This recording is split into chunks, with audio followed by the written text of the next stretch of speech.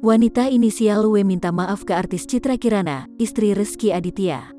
Jagat hiburan dikejutkan dengan kabar Rezky Aditya digugat soal anak oleh W yang mengaku sebagai kekasih Rezky Aditya.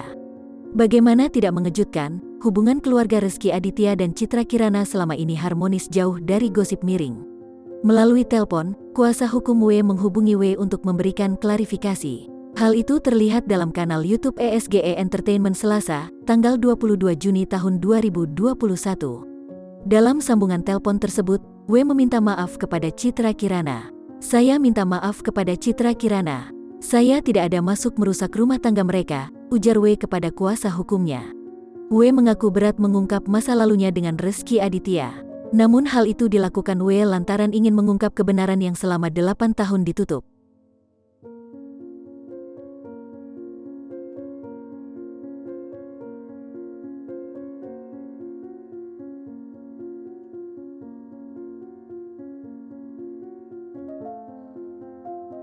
Di sini kebenaran harus diungkap. Butuh keberanian untuk mengakui sebuah kesalahan. Saya juga berupaya memberikan pengakuan untuk anak saya. Jelas WW dari awal memang sudah siap jika dengan kemunculannya ini ia akan menerima hinaan dan hujatan dari warganet.